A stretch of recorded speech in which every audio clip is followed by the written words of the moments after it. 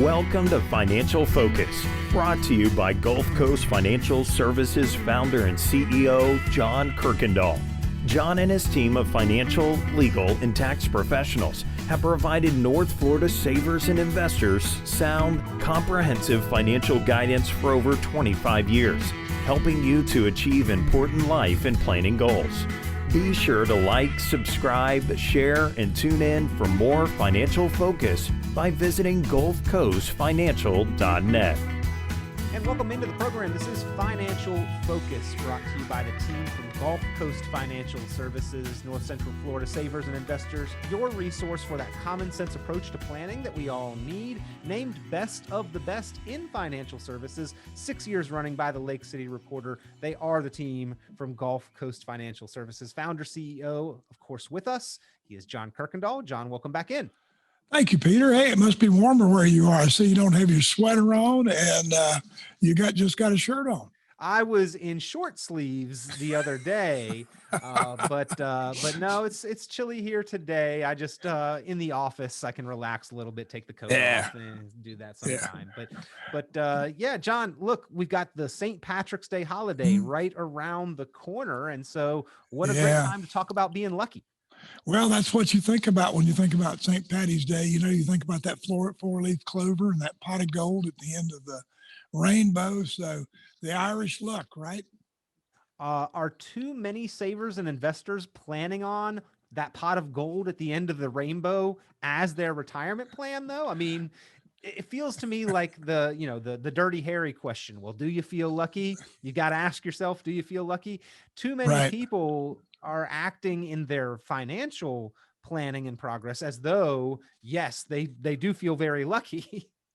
Well, I think, Peter, what's happened is we've been blessed with a really good market, especially the last couple of years. And so I think when that happens, people tend to get complacent. They begin to think that, hey, I can put my money in the market and no matter what I do, I'm going to make money. And therefore, I don't need a plan because the market will always take care of me.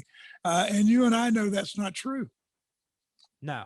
And that's one of our financial myths. We're going to be talking about that pot of gold at the end of the rainbow and the mythical leprechaun. There are a few things that we're going to talk about with luck, but there's also some myths out there in the financial world that we might hit on. And that myth that the market always goes up, that's unfortunately something that we rely on. And John, sometimes people don't look into that. Oh, that's for sure, Peter. And I think I'd rather plan than try to be lucky. I mean, I think as we've talked about on the show many, many times, the income plan, some kind of plan. You don't want to go on a trip without a map or some directions telling you where to go. And so it's kind of like when, I relate this to when I program the other day, Janet and I programmed an address in the GPS and we started taking off. We had no idea where we were going. Pretty soon I told her, I said, I don't know what you think, but I don't think there's a store way out here where we are because we were out of civilization. And so the GPS had taken me to the southeast side of town instead of the southwest side of town.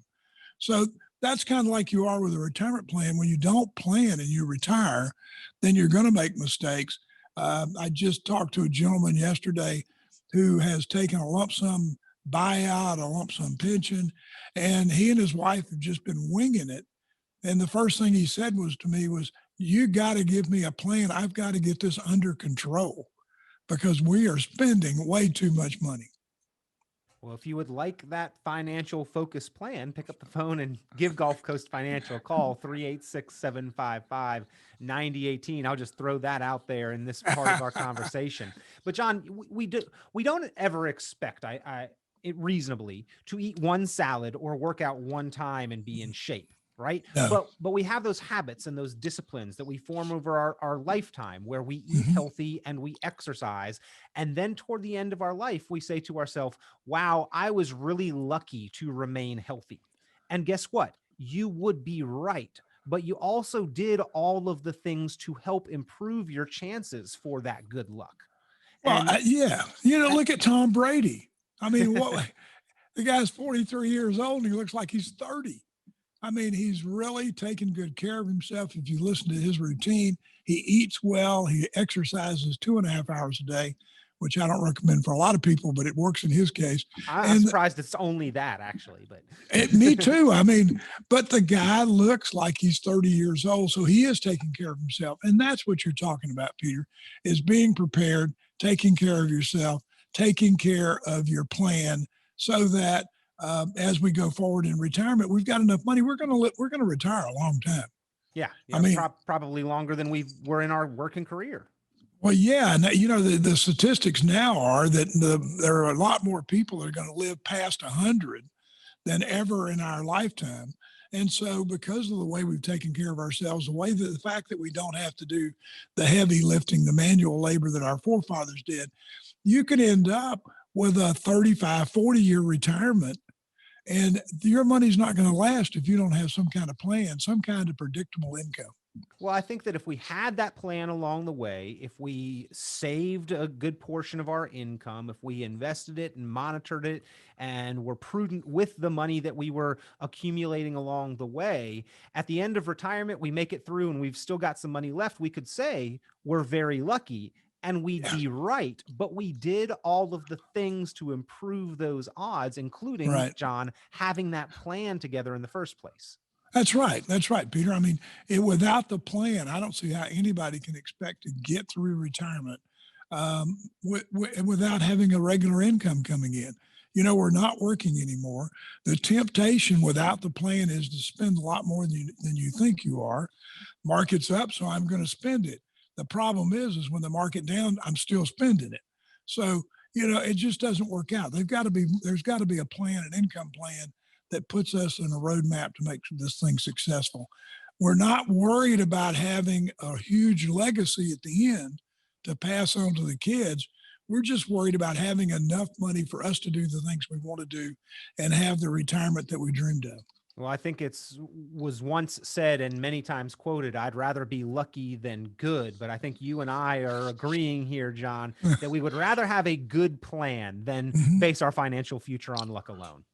Oh, yeah. I mean, I don't see how anybody can expect to be lucky in the market forever. And we're going to talk about that in a little bit. But yeah. And yet, John, most of what you see when people come in for reviews that are, and air quotes here for the folks just listening on the podcast, but what they consider a plan truly is just hypotheticals and speculation and projections. They are not truly concrete nor reliable, and therefore a lot of assumptions are being made in that plan that we've really got to examine as well. Well, that's right, Peter. I mean, the biggest thing is the rate of return on the market. I mean, we have to have a reasonable rate of return. We can't show that just because the market's average 10%, I'm going to make 10%. We need to show a predictable return. We need to make sure that plan's got a predictable income coming in every month that I can't outlive. Because, we did away with the pensions, and that was a big thing. But if my people who are retired that have a pension have a better lifestyle than those that don't. So we need that predictable income. Well, and John, another one of those financial myths, we'll call it, is that the market always goes up. And I'm looking on my screen here at some examples where that has not held true.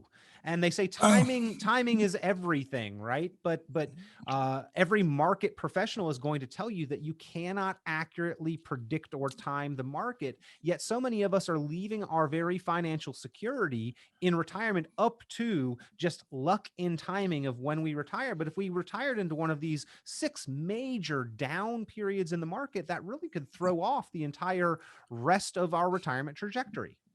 Well, that's right, Peter. And, the thing about it is that like in 2008, if I lost 57%, the next year, if I gained 57%, I'm not back to zero. Still not back. I mean, I'm not back to where I started. I'm still in the hole. And so, it's because I've got less money to start with working for me the next year. Yeah. We have a bear market every 3.5 years predicted. That's what we've done forever. And so how would you like to go through retirement knowing that every 3.5 years, I'm going to have to worry about what the market did? Because if I'm losing 58% and I'm pulling out 7 or 8%, then I've lost 65%. So how can I do that? It Uh, just doesn't make sense. not very sustainable. So that's another myth that many financial plans, air quotes again there, are based on, is that average rate of return is a predictable, consistent rate of return. It simply is not. And then, John, as a product of that one, a lot of people assume that they can take a much higher income and higher cash flow than what is reasonable for a portfolio to generate. We've got to talk about that myth and assumption as well. Well, yeah, the thing is the market makes 10% average. I can't take out 8% on average and make this thing work. It's even difficult. We've proven now, the old 4% rule that we talked about, which is myth number 3. We've talked about in the past that, that myth's been going on for 65 years now or something like that, that 4% rule when it was founded. And so the 4% rule doesn't work because in a down market, I may not be able to take out that much. So what the Wall Street Journal and what most people are now predicting is less than 2%. So, if the market's averaging 10 and it's been proven I got to take out less than 2, then we know that doesn't work, that I can't base on income allocation, asset allocation, because asset allocation for retirement plans not going to work. Well, and my bills stay consistent month to month and year over year. If anything, they go up. So as a percentage of a fluctuating portfolio, it makes it rather hard to figure out how I'm going to consistently cover the expenses that I need to. So that 4% rule really has been questioned a whole lot. It has basically been disproven at this point in time as something that's reliable. And yet so many financial plans still rely on that, John. We've got to carefully examine these financial myths that our financial future, our stability is based on. Well, and Peter, that 4% rule came out at a time when we had baby boomers that were investing in the market, and we didn't have all these people retiring. We had a different market, was a different lifestyle back then, and a simpler lifestyle. And so the 4% rule may have worked in the beginning, but it doesn't work anymore. You can't predict that I can take 4% out and last forever. The thing is, everything's going up. Taxes are going to go up. And that's myth number 4. And I know, we've already talked about the fact the estate taxes are going to be cut in 2028 and maybe sooner. The president's already talked about tax changes for the higher individuals, higher earning individuals, and also some other taxes that will affect a lot of people, capital gains tax and other things. So taxes are going to be going up. We can't base our plan on the fact that I'm going to be in a lower tax bracket just because, I am. That tax code is not written in stone, as we're going to find out, because, we're supposed to sunset in 2028. We're going to sunset a lot quicker than that. Yeah, well, the myth that we're talking about here is the belief that the majority of our retirement dollars are based on that taxes will be lower into the future. Yep. And John, from the time that belief was sort of brought about and incepted, taxes have come down. But I think with this one in particular, it's just time to re-examine whether or not we believe that to hold true looking forward. And you and I agree, we can't rely on this one anymore. No, and Peter, too, the thing is with the debt we have, the national debt, and rising all the time, the deficit that we're continuing to create, that has to be just the interest has to be paid somehow. And so we can't keep issuing debt just to pay money to pay the debt. So we're going to have to raise taxes. This COVID thing, what we just went through, that's going to have a huge effect on taxes because we don't have the revenue coming in that we had in prior years, 2019 and 2020, and even in the first part of this year. So you're going to see that municipalities and counties and states are going to have to raise taxes. Well, again, I think that as we're talking about luck, as we're talking about financial myths with the St. Patrick's Day holiday right around the corner, a lot of mythical creatures there with the leprechauns and the pot of gold at the end of rainbows. We don't want to base our retirement or our financial security on that. Not many of us are going to be lottery winners. And even with that, John, a whole series of shows based on how the lottery actually ruins people's lives. A lot of bankruptcies after winning the lottery, which I've always sort of wondered, but I guess you find a way to spend that money real quick when you get it real quick. You're not prepared for it. Likewise, John, preparing beneficiaries mentally and emotionally for receiving money if you are going to leave a legacy behind, that is something that we need to carefully examine. Life insurance has a component and a part in planning, and even in retirement it still plays a valuable role. But if you're going to leave behind, whether it's saved assets or life insurance, you've got to do it in a way that is prudent, and you got to prepare the people to be responsible with that money as well. Well, that's true, Peter. And now because of the new Secure Act, the beneficiaries, the subsequent beneficiaries actually have to take that money out a lot sooner than they used to. So we have to prepare them. So even if they were going to be responsible and sort of leave the money alone, now the government's forcing them to go ahead and take it out and spend it. The government's forcing them. Well, if they take it out, they're probably going to spend it. Right. And their government's forcing them to take it out, pay the taxes on it sooner. They need to be aware of that. They need to be prepared, because they could be paying higher taxes, because that's going to be ordinary income to them if it's in a deferred account. Life insurance is still the only thing that I know of, that other than a Roth IRA, that passes tax-free. And so the life insurance, whatever that value is, will pass to the heirs tax-free. Therefore, they can pay taxes, settle estates, and do other things.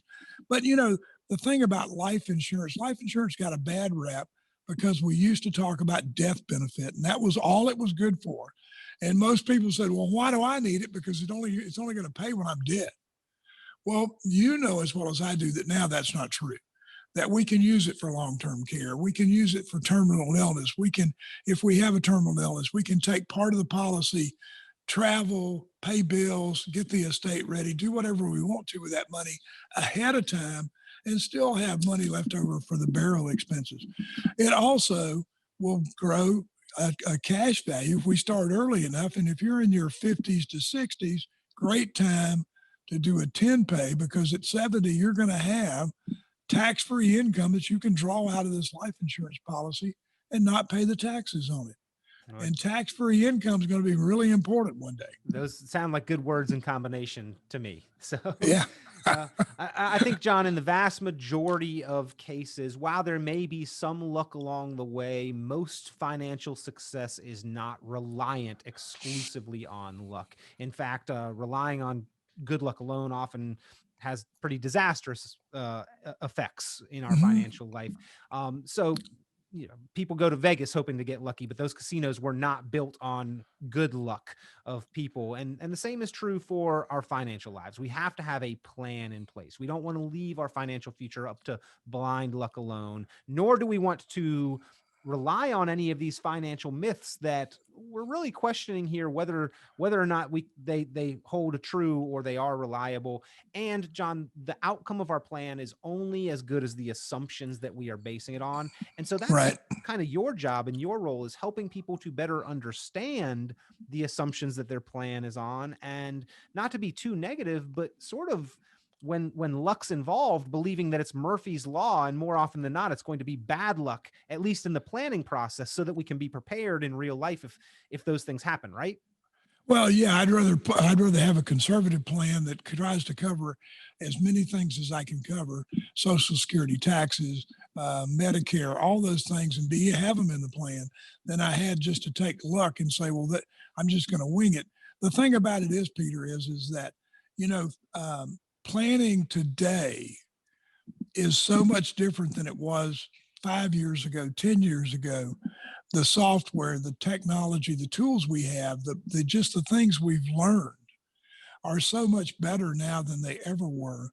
You can't go on these assumptions that we've talked about, these myths. You can't use those and say, I'm going to be okay because I manage my own money and I've done quite well. Well, you've done quite well, but you're also going to do quite bad when the market corrects. And so we have to have a plan in place that's going to give us predictable income that I can't outlive, because I don't know how long I'm going to live. And that's the big thing today is with the medical advances we have, longevity is the biggest killer of a plan. And so we have to plan for 30 years, 35 years. But there is so much out there now that we have that you have to do it. And you have to, like Brent, my son says, this is a living, breathing document and it has to be updated. So if you want to make a change to it, you're going to buy a car, you got to put a roof on. We add it to the plan before that happens and tell you what the outcome is going to be. Where's the best place to get the money? How's it going to affect my taxes? And how's it going to affect my plan long term? And then annually, as I know you do, we do a review on these plans. We update them, bring them forward, and work our plan up. And if we're projecting more money, I mean, we've done a good job, we've got everything in place, then we can afford to spend a little more money. Take that vacation to Cancun. Well, Gulf Coast Financial Services, their mission is to help savers and investors make those dreams their realities, and you do that through the planning process. So, ladies and gentlemen, if you would like that financially focused plan, pick up the phone, give them a call. That's the first step in the process. If you want answers to specific direct questions, you can get those just with a short phone call or going online. Lots of resources available at gulfcoastfinancial.net, gulfcoastfinancial.net.